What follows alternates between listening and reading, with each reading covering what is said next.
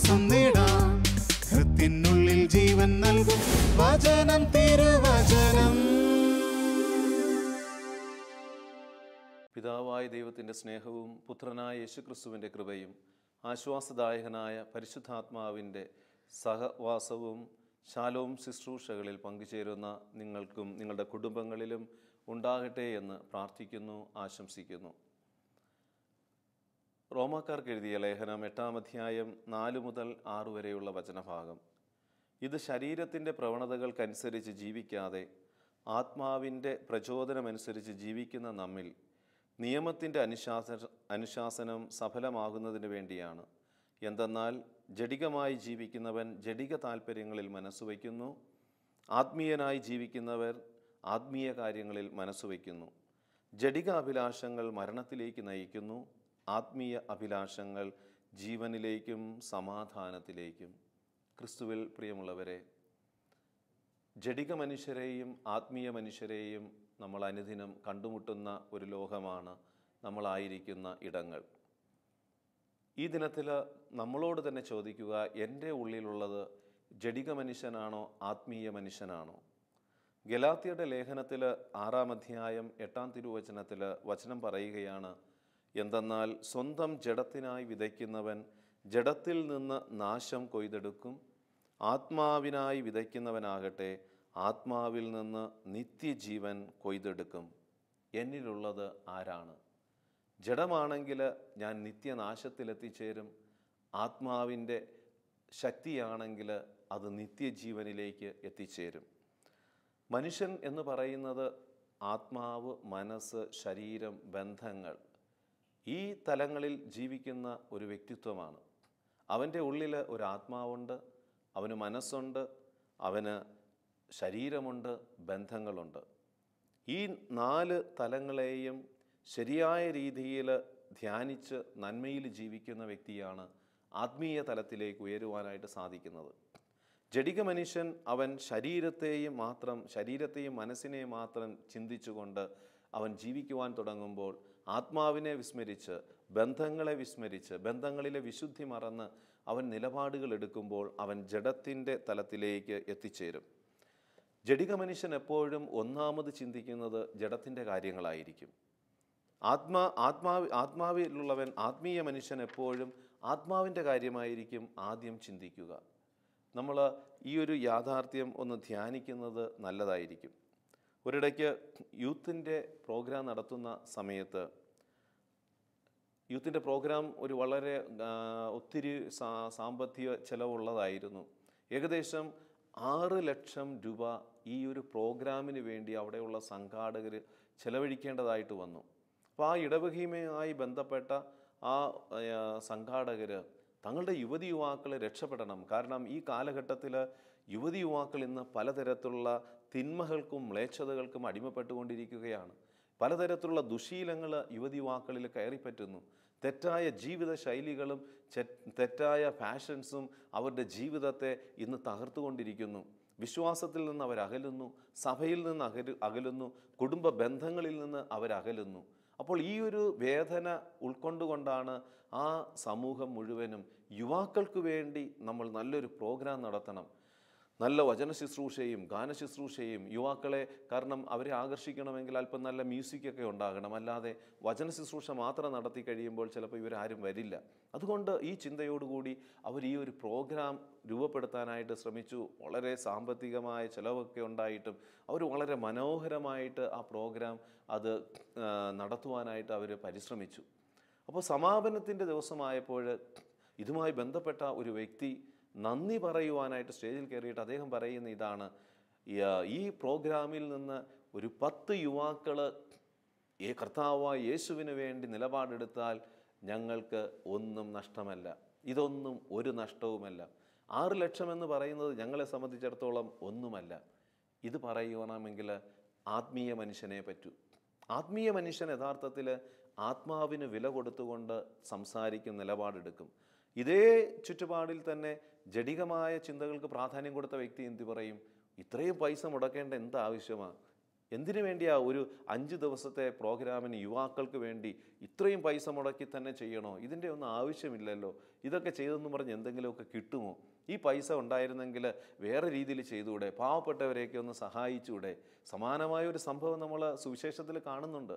കർത്താവായ ഈശോ തൻ്റെ പീഡാസഹനങ്ങളെക്കുറിച്ചൊക്കെ പറഞ്ഞ് തൻ്റെ അവസാന നിമിഷങ്ങളിലേക്ക്, ഈ ലോകത്തിലെ പരസ്യ ജീവിതത്തിൻ്റെ അവസാന നിമിഷങ്ങളിൽ എത്തുമ്പോൾ, പ്രിയമുള്ളവരെ, ഈശോയുടെ കാൽക്കീഴിൽ വന്ന് സുഗന്ധം കൊണ്ട് ഈശോയുടെ ആ പാദങ്ങൾ കഴുകിക്കൊണ്ടിരിക്കുമ്പോൾ വിലയേറിയ നാർദീൻ പരിമള തൈലം അവിടെ പൊട്ടിച്ച് അത് യേശുവിൻ്റെ പാദങ്ങൾ കഴുകുന്ന സമയത്ത് യൂദാസ് പറയുന്നത് എന്താണ്? ഈ വിലയേറിയ ഈ പരിമള തൈലം അത് 300 ധനാറയ്ക്ക് വിറ്റ് പാവപ്പെട്ടവരെ സഹായിച്ചുകൂടെ? എന്തിനിത് വെറുതെ നശിപ്പിച്ച് കളയുന്നു? പ്രിയമുള്ളവരെ, ആത്മീയ ദർശനങ്ങളുള്ള വ്യക്തികൾക്ക് മാത്രമേ ആത്മീയമായ കാര്യങ്ങളിലെ വില മനസ്സിലാവുകയുള്ളൂ. അതില്ലാത്ത വ്യക്തി എപ്പോഴും ഭൗതികത വച്ച് വിലയിരുത്തിക്കൊണ്ട് ജഡിക മനുഷ്യൻ എപ്പോഴും ആത്മാവിൻ്റെ പ്രവർത്തികൾക്കെതിരായിട്ട് നിലപാടുകൾ എടുക്കും. അപ്പോൾ നമ്മൾ തിരിച്ചറിയണം, ഗലാത്യരുടെ ലേഖനത്തിൽ 5-ാം അധ്യായം 19 മുതൽ 21 വരെയുള്ള വചനഭാഗങ്ങളിൽ ജഡത്തിൻ്റെ വ്യാപാരങ്ങളെ കാണാനായിട്ട് സാധിക്കും. എന്താണ് ജഡത്തിൻ്റെ വ്യാപാരങ്ങൾ? ഇതെൻ്റെ ഉള്ളിലുണ്ടോ എങ്കിൽ ഞാൻ ജഡികനാണ്, അത് എന്നെ അവസാന നാശത്തിൽ കൊണ്ടെത്തിക്കും. ജഡത്തിൻ്റെ വ്യാപാരങ്ങൾ എല്ലാവർക്കും അറിയാം. വചനം പറയുകയാണ് ഗലാത്യരുടെ ലേഖനത്തിൽ 5-ാം അധ്യായം 19 മുതൽ 21 വരെ: വ്യഭിചാരം, അശുദ്ധി, ദുർവൃത്തി, വിഗ്രഹ ആരാധന, ആഭിചാരം, ശത്രുത, കലഹം, അസൂയ, കോപം, മാത്സര്യം, ഭിന്നത, വിഭാഗീക ചിന്ത, വിദ്വേഷം, മദ്യപാനം, മധുരോത്സവം. ഇത്തരത്തിലുള്ള ഏകദേശം ഒരു 15 തിന്മകൾ. ഈ 15 തിന്മകൾ ഏതെങ്കിലുമൊക്കെ, ഈ 15 തിന്മകളിൽ ഏതെങ്കിലുമൊക്കെ നമ്മുടെ ഉള്ളിൽ കൊണ്ടു നടക്കുന്ന വ്യക്തിയാണെങ്കിൽ നമ്മൾ തിരിച്ചറിയണം, ഞാൻ ജഡികനാണ്. എൻ്റെ ഉള്ളിൽ ആസക്തികളുണ്ട്, ജഡത്തിൻ്റെ ആസക്തികൾ, വ്യഭിചാരത്തിൻ്റെ ആസക്തി, അശുദ്ധി എൻ്റെ ഉള്ളിൽ, ഞാനിങ്ങനെ എൻ്റെ ചിന്തകളിലും മനോഭാവങ്ങളിലും ഇത് ഇട്ട് താലോലിക്കുന്നുണ്ടെങ്കിൽ ഞാൻ ജഡികനാണ്. ആ ജഡം അവസാനം ചെന്നെത്തുന്നത് നിത്യ നരകാഗ്നിയിലാണ്. അസൂയയുണ്ടോ? വിഗ്രഹാരാധനയുണ്ടോ? കോപമുണ്ടോ? മാത്സര്യമുണ്ടോ? വിഭാഗീയ ചിന്തയുണ്ടോ? വിദ്വേഷമുണ്ടോ?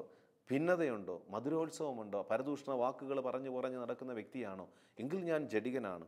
ആത്മാവിൻ്റെ ഫലങ്ങൾ എന്താണെന്ന് ഗലാത്യരുടെ ലേഖനത്തിൽ 5-ാം അധ്യായം 22-ഉം 23 വാക്യങ്ങളിൽ പറയുകയാണ്. ആത്മാവിൻ്റെ ഫലങ്ങൾ സ്നേഹം, ആനന്ദം, സമാധാനം, ക്ഷമ, ദയ, നന്മ, വിശ്വസ്തത, സൗമ്യത, ആത്മസംയമനം. ഏകദേശം 9 ഫലങ്ങൾ ഗലാത്യരുടെ ലേഖനത്തിൽ വിവരിക്കുകയാണ്. ഈ 9 ഫലങ്ങൾ അത് നമ്മുടെ ഉള്ളിൽ നിലനിർത്തി അതിനെ വളർത്തി ജീവിക്കുന്ന ജീവിതമാണെങ്കിൽ ഞാൻ ആത്മീയ മനുഷ്യനായിട്ട് മാറും, ആത്മാവിൻ്റെ നിറവിൽ വളരും. അതുകൊണ്ടാണ് ഈശോ പറയുക, മത്തായിയുടെ സുവിശേഷത്തിൽ 7-ാം അധ്യായം 17 പറയുകയാണ്, നല്ല വൃക്ഷം നല്ല ഫലം പുറപ്പെടുവിക്കും, ചീത്ത വൃക്ഷം ചീത്ത ഫലം നൽകും. മത്തായിയുടെ സുവിശേഷം 12-ാം അധ്യായം 35 വീണ്ടും ഈശോ ആധികാരികമായിട്ട് പഠിപ്പിക്കുകയാണ്, ഏതാണ് ജഡിക മനുഷ്യൻ, ഏതാണ് ആത്മീയ മനുഷ്യൻ എന്നൊക്കെ തിരിച്ചറിയുവാൻ നമ്മെ സഹായിക്കുന്നതിന് വേണ്ടിയുള്ള ഒരു വചനഭാഗം തന്നെയാണത്. നല്ല മനുഷ്യൻ നന്മയുടെ ഭണ്ഡാരത്തിൽ നിന്ന് നന്മ പുറപ്പെടുവിക്കുന്നു, ദുഷ്ടനാകട്ടെ തിന്മയുടെ ഭണ്ഡാരത്തിൽ നിന്ന് തിന്മ പുറപ്പെടുവിക്കുന്നു.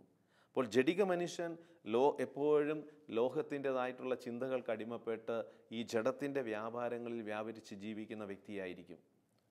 ആ ഒരു ജീവിത ശൈലിയാണെങ്കിൽ അത് തിരുത്തുവാനായിട്ടുള്ളൊരു മനസ്സ് നമുക്കുണ്ടാകണം. ജഡത്തിൻ്റെ ആ വികാരങ്ങളെ പോഷിപ്പിച്ച് വളർത്തിയാൽ അത് ആത്മാവിനെ ക്ഷയിപ്പിച്ച് നിത്യ നരകാഗ്നിയിലേക്ക് നമ്മളെ കൊണ്ടു തള്ളും. എന്നാൽ ആത്മാവിൻ്റെ ഫലങ്ങളെ വളർത്തി നമ്മൾ ജീവിക്കുകയാണെങ്കിൽ അത് ശരീരത്തിന് ബലം നൽകും. ആ ശരീരത്തെ പോലും അമർത്യതയിലേക്ക് അത് ഉയർത്താനായിട്ട് ആത്മാവ് നമ്മെ സഹായിക്കും. അതുകൊണ്ടാണ് ഈശോ പറയുന്നത്, ആത്മാവാണ് ജീവൻ നൽകുന്നത്, ശരീരം ഒന്നിനും ഉപകരിക്കുന്നില്ല. ഇന്ന് മനുഷ്യൻ ആത്മാവിനെ വിസ്മരിച്ച് ശരീരത്തെ മാത്രം, ശരീരമാണ് ജീവിതം എന്നുള്ള ചിന്തയോടെ, ശരീരം നഷ്ടപ്പെട്ടാൽ ജീവൻ നഷ്ടപ്പെട്ടു എന്നുള്ള മനോഭാവത്തോടെ ജീവിക്കുന്ന ജീവിതങ്ങൾ പിശാചിൻ്റെ അടിമത്തത്തിലാണ്. എന്നാൽ ഉള്ളിലുള്ള ആത്മാവിനെ വിസ്മരിക്കാതെ ആത്മാവിൻ്റെ വിശുദ്ധിയും ആത്മാവിൻ്റെ നന്മയുടെ ഫലങ്ങളും വളർത്തുവാനായിട്ട് നമ്മൾ നിലപാടുകൾ എടുക്കുമ്പോൾ നമ്മുടെ ശരീരങ്ങൾ പോലും ജീവനുള്ളതായിട്ട് മാറും. ഈശോ പറയുന്നില്ല, ആത്മാവാണ് ജീവൻ നൽകുന്നത്, ശരീരം ഒന്നിനും ഉപകരിക്കുന്നില്ല. ഞാൻ നിങ്ങളോട് പറഞ്ഞ വാക്കുകൾ, വചനങ്ങൾ ആത്മാവും ജീവനുമാണ്. പ്രിയമുള്ളവരെ, ആത്മാവിന് വേണ്ടി പ്രാധാന്യം കൊടുത്ത് ആത്മീയ മനുഷ്യരായി ജീവിച്ച അനേകം വിശുദ്ധരുടെ ശരീരങ്ങളെ പോലും കർത്താവ് അഴുകാൻ വിട്ടുകൊടുക്കാതെ, പ്രകൃതിയുടെ പ്രതിഭാസത്തിന് അവയെ വിട്ടുകൊടുക്കാതെ ലോകത്തിന് സാക്ഷ്യമാക്കുവാനായിട്ട്, ലോകത്തിന് സാക്ഷ്യം കൊടുക്കുവാനായിട്ട് ഇന്നും അഴുകാതെ സഭയിൽ വിശുദ്ധരുടെ ശരീരങ്ങളെ ദൈവം നിലനിർത്തിയിരിക്കുക. എത്രയോ പേരുടെ വിശുദ്ധരായിട്ടുള്ള ഒരു ശരീരങ്ങൾ മരിച്ച് വർഷങ്ങൾ കഴിഞ്ഞ്, നൂറ്റാണ്ടുകൾ കഴിഞ്ഞിട്ടും ശരീരത്തിന് ഇന്ന് ഒരു കേടുപാടും സംഭവിച്ചിട്ടില്ല. ഇത് നമ്മുടെ മുമ്പിൽ കാണിച്ചു തരുന്നത് എന്താണ്? ആത്മീയ മനുഷ്യനായി ജീവിച്ചാൽ നിൻ്റെ ശരീരത്തിന് പോലും വിലയുണ്ടാവും, മഹത്വമുണ്ടാകും. എന്നാൽ ഇവരുടെ അതേ കാലഘട്ടത്തിൽ, ഈ വിശുദ്ധരുടെ അതേ കാലഘട്ടത്തിൽ ജീവിച്ച അനേകം ജഡിക മനുഷ്യരെ നമുക്ക് കാണാനായിട്ട് സാധിക്കും. മാത്സര്യത്തിൻ്റെ, വെറുപ്പിൻ്റെ, വൈരാഗ്യത്തിൻ്റെ, സ്വാർത്ഥതയുടെ, ശത്രുതയുടെ, കലഹത്തിൻ്റെ, ഈ തിന്മകളുടെ പിന്നാലെ ജീവിച്ച് അവസാനം ശരീരം നഷ്ടപ്പെട്ട് കഴിഞ്ഞപ്പോൾ അവർ ഇല്ലാതായിപ്പോയി. കാരണം ആത്മാവ് നേരത്തെ മൃതമായിരുന്നു. നമ്മുടെ ജീവിതത്തിൽ ജഡത്തിൻ്റെ വ്യാപാരങ്ങൾ വർദ്ധിക്കുമ്പോൾ ഓർത്തുകൊള്ളണം, നമ്മുടെ ആത്മാവിനെ നമ്മൾ നിർജീവമാക്കുകയാണ്. എന്നാൽ ആത്മാവിൻ്റെ ഫലങ്ങളെ നമ്മൾ വളർത്തി വരുമ്പോൾ നമ്മൾ തന്നെ തിരിച്ചറിയണം, ശരീരത്തെ പോലും അത് ബലമുള്ളതാക്കി മാറ്റും. ആത്മീയ മനുഷ്യൻ എപ്പോഴും എന്താണ്? ദൈവത്തിൽ ആശ്രയിക്കും. അപ്പം ഞാൻ ആത്മീയ മനുഷ്യനാണോ, ഭൗതിക മനുഷ്യനാണോ, ജഡിക മനുഷ്യനാണോ എന്ന് തിരിച്ചറിയണമെങ്കിൽ എൻ്റെ ആശ്രയം എവിടെയാണ്? ഞാൻ ആത്മീയ മനുഷ്യനാണെങ്കിൽ ഞാൻ എപ്പോഴും എല്ലാ കാര്യത്തിലും ദൈവത്തിൽ ആശ്രയിക്കും. ഞാൻ ജഡിക മനുഷ്യനാണെങ്കിൽ ഞാൻ എപ്പോഴും എല്ലാ കാര്യത്തിലും മനുഷ്യനിലും ലോകത്തെയും ആശ്രയിക്കും. മനുഷ്യനെ ആശ്രയിക്കും. മനുഷ്യനിൽ ആശ്രയിക്കുന്നത് ഒരു കെണിയാണ് എന്നാണ് പറയുക. ലോകത്തെ ആശ്രയിക്കുന്നവന് അത് ലോകവും അതിൻ്റെ മോഹങ്ങളും എല്ലാം കടന്നു പോകുമെന്നാണ് വചനം പഠിപ്പിക്കുന്നത്. അപ്പോൾ ആത്മീയ മനുഷ്യനാകണമെങ്കിൽ ദൈവത്തിൽ ആശ്രയിക്കുക. യെശയ്യാ പ്രവാചകന്റെ പുസ്തകത്തിൽ 12-ാം അധ്യായം 2-ാം തിരുവചനം ഇപ്രകാരമാണ്: ഇതാ ദൈവമാണ് എൻ്റെ രക്ഷ, ഞാൻ അങ്ങിൽ ആശ്രയിക്കും, ഞാൻ ഭയപ്പെടുകയില്ല.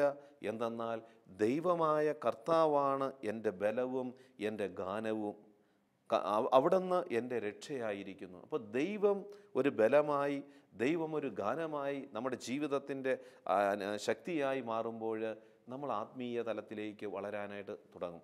ദൈവത്തിൽ ആശ്രയിച്ച് സംസാരിക്കുകയും പ്രവർത്തിക്കുകയും നിലപാടുകൾ എടുക്കുകയും ചെയ്യുന്ന വ്യക്തി അവൻ ആത്മീയ മനുഷ്യനാണ്. എന്നാൽ മനുഷ്യനിൽ ആശ്രയിച്ച് മനുഷ്യനെ മാത്രം ചിന്തിച്ച് ലോകത്തിൻ്റെ കാര്യങ്ങൾ മാത്രം മനസ്സിൽ കണ്ടുകൊണ്ട് ലോകത്തിൽ നേടുന്നതാണ് യഥാർത്ഥ ധനം, യഥാർത്ഥ സമ്പത്ത് എന്നുള്ള മനോഭാവത്തോടെ ജീവിക്കുന്ന വ്യക്തി അവനറിയാതെ ജഡത്തിൻ്റെ വ്യാപാരങ്ങൾക്ക് അടിമപ്പെടും. ജഡിക മനസ്സിൻ്റെ ഉടമയായിട്ട് മാറും. നമ്മുടെ ജീവിതം അപ്രകാരം മാറുവാൻ ദൈവം ആഗ്രഹിക്കുന്നില്ല. ജഡിക മനുഷ്യൻ എപ്പോഴും ദൈവീക നിയമങ്ങൾക്ക് വിരുദ്ധമായി നിലപാടുകൾ എടുക്കും, സംസാരിക്കും. യാക്കോബ് ശ്ലീഹയുടെ ലേഖനത്തിൽ 4-ാം അധ്യായം 11-ാം തിരുവചനം: സഹോദരരെ, നിങ്ങൾ പരസ്പരം എതിർത്ത് സംസാരിക്കരുത്. സഹോദരനെതിരായി സംസാരിക്കുകയോ സഹോദരനെ വിധിക്കുകയോ ചെയ്യുന്നവൻ നിയമത്തിനെതിരായി സംസാരിക്കുകയും നിയമത്തെ വിധിക്കുകയും ചെയ്യുന്നു. വചനം പറയുകയാണ്. അപ്പോൾ ജഡിക മനുഷ്യൻ എപ്പോഴും സഹോദരനെതിരായി, ദൈവത്തിനെതിരായി നിലപാടെടുത്തുകൊണ്ട് ദൈവിക നിയമങ്ങൾക്കെതിരായിട്ട് പ്രവർത്തിച്ചുകൊണ്ടിരിക്കും. എന്നാൽ ആത്മീയ മനുഷ്യൻ എപ്പോഴും എന്താണ്? ജഡത്തിനെതിരായിട്ട് പോരടിച്ചുകൊണ്ട് ആത്മാവിന് വേണ്ടി നിലപാടെടുക്കും. വീണ്ടും യാക്കോബ് ശ്ലീഹയുടെ ലേഖനത്തിൽ 3-ാം അധ്യായം 14-15 വാക്യങ്ങൾ: എന്നാൽ നിങ്ങൾക്ക് കടുത്ത അസൂയയും ഹൃദയത്തിൽ സ്വാർത്ഥമോഹവും ഉണ്ടാകുമ്പോൾ ആത്മപ്രശംസ ചെയ്യുകയോ സത്യത്തിന് വിരുദ്ധമായി വ്യാജം പറയുകയോ അരുത്. കാരണം ജഡിക മനുഷ്യൻ്റെ സ്വഭാവമാണത്. കടുത്ത അസൂയയും ഹൃദയത്തിൽ സ്വാർത്ഥമോഹവും വച്ച് നമ്മൾ പ്രവർത്തിക്കുമ്പോൾ യഥാർത്ഥത്തിൽ നമ്മൾ സത്യത്തിന് വിരുദ്ധമായിട്ട് വ്യാജം പറഞ്ഞുകൊണ്ടേയിരിക്കും. നമ്മുടെ നിലപാടുകളിൽ മുഴുവനും ജഡിക മനോഭാവമായിരിക്കും. വീണ്ടും തുടർന്ന് യാക്കോബ് ശ്ലീഹ തൻ്റെ ആ ലേഖനത്തിൽ 3-ാം അധ്യായം 16 പറയുകയാണ്: എവിടെ അസൂയയും സ്വാർത്ഥമോഹവും ഉണ്ടോ അവിടെ ക്രമക്കേടും എല്ലാ ദുഷ്കർമ്മങ്ങളും ഉണ്ടായിരിക്കും. ഈ ജഡത്തിൻ്റെ മനുഷ്യൻ ഉള്ളിടത്ത സ്ഥലങ്ങളിലാണ്, ജഡത്തിൻ്റെ ആ ശക്തി നിറഞ്ഞു നിൽക്കുമ്പോഴാണ് അവിടെ അസൂയയും സ്വാർത്ഥമോഹങ്ങളും ഉണ്ടാകുന്നത്. ആത്മാവിൻ്റെ നിറവുള്ള സ്ഥലത്ത് അവിടെ അസൂയ വിട്ടുപോകും. ഓരോ വ്യക്തിയെയും ഉൾക്കൊള്ളാനായിട്ടുള്ള മനസ്സുണ്ടാകും. സ്വാർത്ഥമോഹങ്ങൾ മാറും. കാരണം മറ്റുള്ളവരെ സഹായിക്കണം, മറ്റുള്ളവർക്ക് നന്മ ചെയ്യണം, ഈ ഒരു ചിന്ത വ്യക്തിയിൽ രൂപപ്പെടും. ആത്മീയ മനുഷ്യൻ എപ്പോഴും അവൻ മറ്റുള്ളവരെ സഹായിക്കുന്ന വ്യക്തിയായിരിക്കും. ഒരു വേദന കാണുമ്പോൾ ആ വേദനയുമായി ബന്ധപ്പെട്ട വ്യക്തിയെ ആ വേദനയിൽ നിന്ന് രക്ഷിക്കുവാൻ ഏതെങ്കിലും ഒരു നിലപാടെടുക്കണമെന്നുള്ള ചിന്ത ആത്മീയ മനുഷ്യനുണ്ടാകും. ജഡീക മനുഷ്യൻ എന്ത് ചെയ്യും? ആ വേദന കണ്ടിട്ടും അവൻ തിരിഞ്ഞ് ഇതെന്നെയൊന്നും ബാധിക്കുന്നില്ല, ഇതെൻ്റേതോ കാര്യമൊന്നുമല്ല, എന്നുള്ള മനോഭാവത്തോടെ കണ്ട് കടന്നു പോകുന്ന അവസ്ഥയിലേക്ക് പോകും. അത് ജഡിക മനുഷ്യൻ്റെ ഭാവമാണ്. നമ്മൾ കാണുന്നുണ്ട്, യേശു തൻ്റെ ഉപമയിൽ, നല്ല സമരിയാക്കാരൻ്റെ ഉപമയിൽ പറയുമ്പോൾ ആരാധനയ്ക്ക് പോകുന്ന ലേവായനും പുരോഹിതനും ബാഹ്യമായിട്ട് ആത്മീയമായ ഒരു ആത്മീയതയുടെ പരിവേഷമുണ്ടായിരിക്കാം, എന്നാൽ അവരുടെ നിലപാടുകൾ ആത്മീയ തലത്തിലുള്ളതായിരുന്നില്ല. ഒരു സമരിയാക്കാരൻ മുറിവേറ്റ് കിടക്കുമ്പോൾ അത് കണ്ടിട്ടും അത് ഞങ്ങളെ ബാധിക്കുന്നില്ല എന്നുള്ള ചിന്തയോടെ അവരുടേതായിട്ടുള്ള ഒരു ലോകത്തിലേക്ക് യാത്ര ചെയ്യുമ്പോൾ അവർ യഥാർത്ഥത്തിൽ ജഡികരാണ്. ബാഹ്യമായിട്ട് വേഷഭൂഷാദികളിലും അവർ ചെയ്യുന്ന പ്രവർത്തനങ്ങളിലുമൊക്കെ അവരറിയാതെ അവർ വിചാരിക്കുന്നു ഞങ്ങൾ ആത്മീയരാണ്. എന്നാൽ പച്ചയായ ജീവിത യാഥാർത്ഥ്യങ്ങളിൽ കരയുന്ന, വേദനിക്കുന്ന, തകർക്കപ്പെടുന്ന ജീവിതങ്ങളെ കണ്ടിട്ട് അവരെ സഹായിക്കാതെ, അവരെ ആ തിന്മകളിൽ നിന്ന് മോചിപ്പിക്കാതെ, അവർക്കൊരു അഭയമാകാതെ നമ്മൾ മാറി നടക്കുമ്പോൾ ഞാൻ ജഡികനായി മാറുന്നു, ആത്മീയനല്ല. പ്രിയമുള്ളവരെ, ആത്മീയ മനുഷ്യൻ എന്താണ്? എപ്പോഴും സമാധാനപ്രിയനായിരിക്കും. അവൻ്റെ ഉള്ളിൽ എപ്പോഴും ഒരു വിനയവും വിധേയത്വവും കാരുണ്യവും ഉണ്ടായിരിക്കും. മത്തായിയുടെ സുവിശേഷത്തിൽ 5-ാം അധ്യായം 9-ാം തിരുവചനത്തിൽ ഈശോ തന്നെ പറയുന്നുണ്ട്, സമാധാനം സ്ഥാപിക്കുന്നവർ ഭാഗ്യവാന്മാർ, അവർ ദൈവപുത്രരെന്ന് വിളിക്കപ്പെടും. ആത്മീയ മനുഷ്യരാണവർ. നീ എവിടെയൊക്കെ സമാധാനത്തിന് വേണ്ടി നിലപാടെടുക്കുന്നുവോ, ശത്രുത അവസാനിപ്പിക്കുവാൻ, ഏതെങ്കിലും ഒരു 2 വ്യക്തികൾ പ്രശ്നമായി നിൽക്കുമ്പോൾ ശത്രുത അവസാനിപ്പിക്കുവാൻ സമാധാനത്തിൻ്റെ വക്താവായി നീ നിലപാടെടുക്കുമ്പോൾ യഥാർത്ഥത്തിൽ നീ ആത്മീയ മനുഷ്യനാണ്. ദൈവത്തിൻ്റെ പുത്രനായി മാറുന്നു, ദൈവത്തിൻ്റെ പുത്രിയായിട്ട് മാറുന്നു. ജഡിക മനുഷ്യൻ പിശാചിൻ്റെ പുത്രനും പുത്രിയുമായിട്ട് മാറും. പിശാച് എന്താണ്? എപ്പോഴും കലഹമുണ്ടാക്കിക്കൊണ്ടിരിക്കും, പ്രശ്നങ്ങൾ ഉണ്ടാക്കിക്കൊണ്ടിരിക്കും. അത് പിശാചിൻ്റെ പുത്രനാണ്, ജഡികരാണവർ. എന്നാൽ ദൈവത്തിൻ്റെ പുത്രന്മാരെപ്പോഴും സമാധാനകാംക്ഷികളായിരിക്കും. പ്രശ്നങ്ങളും അസ്വസ്ഥതകളുമുള്ള സ്ഥലങ്ങളിലും സമാധാനത്തിന് വേണ്ടി നിലപാടെടുക്കും, പ്രാർത്ഥിക്കും. ആ ഒരു തലത്തിൽ ജീവിക്കുന്ന ജീവിതങ്ങൾ അവർ ദൈവപുത്രരെന്ന് വിളിക്കപ്പെടും. ജഡിക മനുഷ്യൻ മറ്റുള്ളവരെ എപ്പോഴും ജഡിക പാവങ്ങളിൽ അടിമപ്പെടുത്തുവാനായിട്ട് ശ്രമിച്ചുകൊണ്ടിരിക്കും. നിൻ്റെ ഉള്ളിൽ ജഡികതയുണ്ടോ? നിൻ്റെ സംസാരത്തിലും പെരുമാറ്റത്തിലും എപ്പോഴും മറ്റുള്ളവരെയും ഈ ജഡിക പാവങ്ങളിൽ കൊണ്ടിടാനായിട്ട് നീ ഒരു ഉപകരണമായിട്ട് മാറും. അത് പിശാചിൻ്റെ കയ്യിലെ ഉപകരണമാണ്. കാരണം പത്രോസ്ലീഹായുടെ 2-ാം ലേഖനത്തിൽ 2-ാം അധ്യായം 14 പറയുന്നുണ്ട്, വ്യഭിചാര ആസക്തി നിറഞ്ഞതും പാപത്തിൽ നിന്ന് വിരമിക്കാത്തതുമാണ് അവരുടെ കണ്ണുകൾ. അവർ ചഞ്ചല മനസ്കരെ വശീകരിക്കുന്നു. അവർ അത്യാഗ്രഹത്തിൽ തഴക്കം നേടിയ ഹൃദയമുള്ളവരും ശാപത്തിൻ്റെ സന്തതികളുമാണ്. കാരണം ചഞ്ചല മനസ്കരായിട്ടുള്ളവരെ പോലും ജഡിക പാപങ്ങളിൽ കൊണ്ട് വീഴ്ത്തുവാൻ ജഡിക മനുഷ്യൻ തന്ത്രങ്ങൾ മെനയും. അവൻ്റെ വാക്കും പ്രവൃത്തിയും അങ്ങനെയായിരിക്കും. അപ്പോൾ നിൻ്റെ ജീവിതത്തിലെ ജഡികത മറ്റുള്ളവരുടെ ജീവിതത്തെ തകർക്കുവാൻ കാരണമാകാതിരിക്കണമെങ്കിൽ നീ ആത്മാവിൻ്റെ ഫലങ്ങൾ കൊണ്ട് നിൻ്റെ ജീവിതത്തെ രൂപപ്പെടുത്തുവാനും അതിൽ വളരുവാനും സാധിക്കണം. ആത്മീയ മനുഷ്യൻ ആത്മീയ കാര്യങ്ങളിൽ മറ്റുള്ളവരെ പ്രോത്സാഹിപ്പിച്ചുകൊണ്ടിരിക്കും. ജഡിക മനുഷ്യൻ എപ്പോഴും ജഡിക കാര്യങ്ങളിൽ മറ്റുള്ളവരെ പ്രോത്സാഹിപ്പിക്കും. മറ്റുള്ളവരോടുള്ള സംസാരത്തിലും എപ്പോഴും ജഡികതയായിരിക്കും.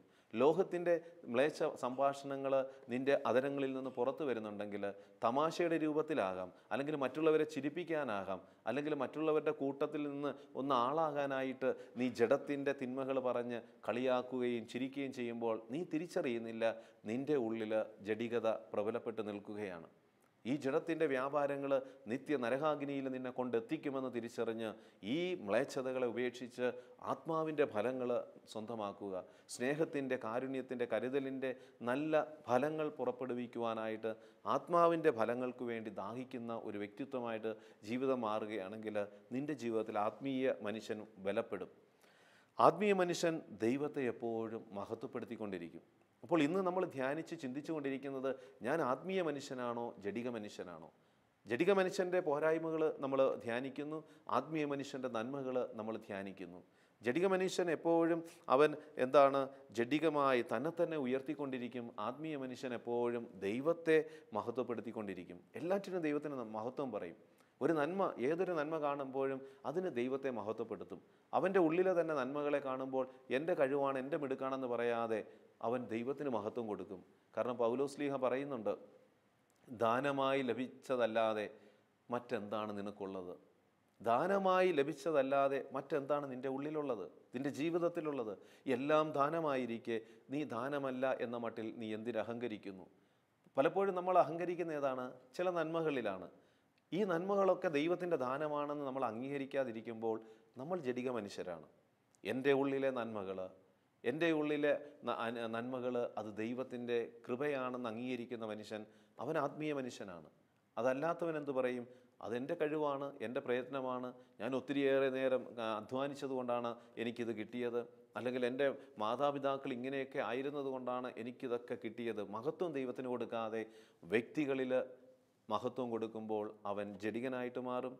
ദൈവത്തിൻ്റെ നന്മകളും ചുറ്റുപാടുമുള്ള നന്മകൾ കാണുമ്പോൾ അത് ദൈവത്തിന് മഹത്വം കൊടുക്കുമ്പോൾ അവൻ ആത്മീയ മനുഷ്യരാകുന്നു. സങ്കീർത്തകൻ എപ്പോഴും ആത്മീയ തലത്തിലാണ് നിന്നത്. അവനെല്ലാം എന്ത് കാണുമ്പോഴും ദൈവത്തിന് നന്ദി പറയുന്നുണ്ട്. പ്രപഞ്ചത്തിലെ വിസ്മയിപ്പിക്കുന്ന കാഴ്ചകൾ, മനോഹരമായ നേത്രങ്ങൾക്ക് മനോഹരത തരുന്ന കാഴ്ചകൾ കാണുമ്പോൾ, ആകാശവിധാനത്തെ കാണുമ്പോൾ സങ്കീർത്തകൻ ദൈവത്തെ മഹത്വപ്പെടുത്തുകയാണ്. സകലതും സൃഷ്ടിച്ച് പരിപാലിക്കുന്ന ഒരു ദൈവം. ആത്മീയ മനുഷ്യൻ എപ്പോഴും അവൻ്റെ ചിന്തകളിൽ ദൈവത്തെ കൊണ്ട് നടക്കും. എന്ത് കാണുമ്പോഴും അത് ദൈവിക ചിന്തയുമായി അവൻ അത് താരതമ്യപ്പെടുത്തി ദൈവത്തിന് മഹത്വം കൊടുക്കും. എന്നാൽ ജഡിക മനുഷ്യനെപ്പോഴും ജഡത്തിൻ്റെ ചിന്തകളോടുകൂടി വ്യാപരിക്കും. എന്ത് സംഭവങ്ങളെയും മുന്നിൽ കാണുന്ന കാര്യങ്ങളെയും സംഭവങ്ങളെയും അവൻ ജഡികമായ കാഴ്ചയോടെ കാണുവാനും ചഞ്ചല ഹൃദയമുള്ളവരെ ഈ ജഡത്തിൻ്റെതായിട്ടുള്ള തിന്മകളിൽ ആകർഷിക്കുവാനും ആ വ്യക്തി കാരണമാകും. വീണ്ടും നമ്മൾ കാണുകയാണ്, ആത്മീയ മനുഷ്യൻ ദൈവത്തോട് കൂടെ ഇരിക്കുവാൻ ആഗ്രഹിക്കും. ആത്മീയ മനുഷ്യൻ എപ്പോഴും കൂടുതൽ സമയം ദൈവത്തോട് കൂടെ ഇരിക്കണമെന്നുള്ള ആഗ്രഹം, നന്മയോട് ചേർന്ന് നിൽക്കണമെന്ന ആഗ്രഹം ഉണ്ടായിരിക്കും. ജഡിക മനുഷ്യൻ എപ്പോഴും ലോകത്തിലെ മനുഷ്യരോട് കൂടെ ഇരിക്കാനാണ് അവൻ ആഗ്രഹിക്കുന്നത്. ലോകത്തിൻ്റെ തിന്മകളുടെ കൂടെ ഇരിക്കുവാൻ എപ്പോഴും ജഡിക മനുഷ്യൻ ആഗ്രഹിക്കുമ്പോൾ, ആത്മീയ മനുഷ്യൻ എപ്പോഴും ദൈവത്തോട് കൂടെ ആയിരിക്കുവാനായിട്ട് ആഗ്രഹിക്കും. ദൈവത്തോട് കൂടെ ആയിരിക്കുവാനായിട്ട് സഹായിക്കുന്ന എന്താണ്? കൂദാശകളുമായുള്ള ആഴമായ ബന്ധം, ദൈവവചനം വായിക്കുവാനായിട്ടുള്ളൊരു ചിന്ത, എപ്പോഴും പ്രാർത്ഥിച്ചു കൊണ്ടിരിക്കണമെന്നുള്ള ചിന്ത, എപ്പോഴും കയ്യിൽ ജപമാല കൊണ്ട് നടക്കണമെന്നുള്ള ചിന്ത, എപ്പോഴും നല്ല കാര്യങ്ങൾ നല്ലത് പ്രവർത്തിക്കണമെന്നുള്ള ചിന്ത. ഇതൊക്കെ ആത്മീയ മനുഷ്യൻ്റെ അടയാളങ്ങളാണ്. കാരണം ദൈവത്തോട് ചേർന്ന് നിന്ന് എന്തെങ്കിലുമൊക്കെ ചെയ്യണം, ആരെങ്കിലുമൊക്കെ ഒന്ന് സഹായിക്കണം, ആരെങ്കിലുമൊക്കെ ദൈവത്തെക്കുറിച്ചൊന്ന് അറിയണം. ഇതിനു വേണ്ടി ഈ ആത്മീയ കാര്യങ്ങളിൽ മാത്രം ശ്രദ്ധ കൂടുതൽ കൊടുത്ത് അവരുടെ ഉത്തരവാദിത്വങ്ങളിൽ വിശ്വസ്ത പുലർത്തുന്നതോടൊപ്പം, കാരണം യഥാർത്ഥ ആത്മീയ മനുഷ്യൻ അവൻ്റെ ചുറ്റുപാടുകളിലെ ഉത്തരവാദിത്വങ്ങളെ വിസ്മരിക്കാതെ ആത്മീയ കാര്യങ്ങളിൽ കൂടുതൽ പ്രാധാന്യം കൊടുക്കും. എന്നാൽ ജഡിക മനുഷ്യൻ യഥാർത്ഥത്തിൽ എന്താണ്? ദൈവത്തിന് കൊടുക്കേണ്ട പ്രാധാന്യം കൊടുക്കാതെ ജഡിക കാര്യങ്ങളിൽ വേണ്ടി മാത്രം, ചിലപ്പോൾ അത് ആത്മീയ ശുശ്രൂഷകൾ നിൽക്കുന്ന വ്യക്തികളിലും പിശാച് ഇത്തരത്തിലുള്ള തെറ്റായ കാഴ്ചപ്പാടുകൾ കൊടുക്കും. ഞാൻ വലിയ ആത്മീയ മനുഷ്യനാണെന്ന് പറഞ്ഞുകൊണ്ട് ചുറ്റുമുള്ളവരെ അവഗണിച്ച്, കുടുംബത്തിലുള്ളവരെ അവഗണിച്ച്, അവർക്ക് കൊടുക്കേണ്ട സ്നേഹവും കരുതലും പരിചരണവും സംരക്ഷണവും കൊടുക്കാതെ, മക്കളുടെ വിദ്യാഭ്യാസം നോക്കാതെ, മക്കൾക്ക് ആവശ്യമായ അർഹതപ്പെട്ടത് കൊടുക്കാതെ, അതെല്ലാം നിഷേധിച്ചിട്ട് ഞാൻ ആത്മീയ മനുഷ്യനാണ് എന്ന് പറഞ്ഞുകൊണ്ട് ഓരോ സ്ഥലങ്ങളിൽ ഓടി നടക്കുന്ന വ്യക്തി യഥാർത്ഥത്തിൽ അവൻ ആത്മീയ മനുഷ്യനല്ല. പിശാച് അവനെ തട്ടിപ്പിക്കുകയാണ്. അവൻ വിചാരിക്കും ആത്മീയ മനുഷ്യൻ എന്ന് പറയുമ്പോൾ, ആത്മീയത എന്ന് പറയുന്നത് ജീവിതത്തിൻ്റെ സമസ്ത മേഖലകളിലും ജീവൻ്റെ ആത്മാവിൻ്റെ സ്പന്ദനം കൊടുക്കാനായിട്ട് കഴിയണം. കാരണം നിൻ്റെ കുടുംബത്തിൽ, നീ ആയിരിക്കുന്ന തൊഴിൽ മേഖലകളിൽ നീയുമായി ബന്ധപ്പെട്ടിരിക്കുന്നവർക്ക് ഒരു ജീവൻ്റെ സമൃദ്ധി കൊടുക്കാതെ, ആത്മാവിൻ്റെ ഉണർവ് കൊടുക്കാതെ, അവരെയെല്ലാം വിസ്മരിച്ചിട്ട്, അവരെയെല്ലാം നിരാശപ്പെടുത്തിയിട്ട്, അവരെയെല്ലാം കരയിപ്പിച്ചിട്ട് നമ്മൾ എവിടെ ചെന്ന് ദൈവത്തിന് വേണ്ടി ചെയ്താലും അത് നമ്മളെ യഥാർത്ഥ ആത്മീയ മനുഷ്യരാക്കി മാറ്റുകയില്ല. ആത്മീയ മനുഷ്യൻ വിവേകമുള്ളവനായിരിക്കും, പരിശുദ്ധാത്മാവിൻ്റെ പ്രചോദനങ്ങൾ ഉൾക്കൊണ്ടുകൊണ്ട് പ്രവർത്തിക്കുന്ന വ്യക്തിയായിരിക്കും. ഈ ദിനത്തിൽ നമുക്ക് നമ്മളോട് തന്നെ ചോദിക്കാം, ആരംഭത്തിൽ നമ്മൾ കണ്ടു ദൈവത്തിൻ്റെ ആ കരുതലും സ്നേഹവും, ദൈവത്തിൻ്റെ കൃപയും അനുഗ്രഹവുമൊക്കെ നമ്മൾ അനുഭവിക്കുന്നവരാണ്. ഓരോ നിമിഷവും നമ്മൾ ആത്മാവിൽ ശക്തി പ്രാപിക്കണമെന്നാണ് ദൈവം ആഗ്രഹിക്കുന്നത്. ആത്മീയ മനുഷ്യരായിട്ട് നിലനിൽക്കണമെന്നാണ് ദൈവം ആഗ്രഹിക്കുന്നത്. കാരണം ലോകത്തെ താങ്ങി നിർത്തുന്നത് ആത്മീയതയുടെ ബലമാണ്. ആത്മീയതയുടെ ബലം നഷ്ടപ്പെടുമ്പോൾ ലോകം കത്തിച്ചാമ്പലായിത്തീരും. ആത്മീയതയുടെ ബലം നഷ്ടപ്പെടാതിരിക്കണമെങ്കിൽ ദൈവത്തോട് ചേർന്ന് നമ്മൾ പ്രവർത്തിക്കുന്നവരാകണം. ലോകത്തോടും പിശാചിനോടുമുള്ള അമിതമായ ബന്ധം നമ്മളെ ജഡിക മനുഷ്യരാക്കി മാറ്റും.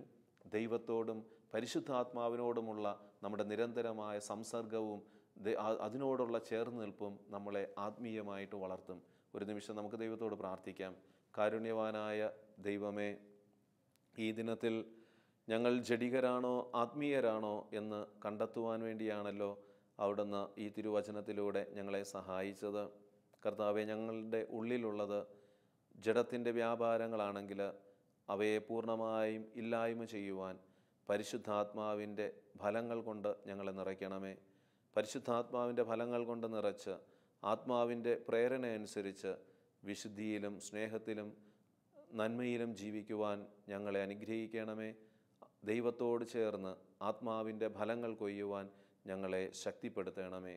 നിത്യം പിതാവും പുത്രനും പരിശുദ്ധാത്മാവുമായ സർവേശ്വര, ആമേൻ.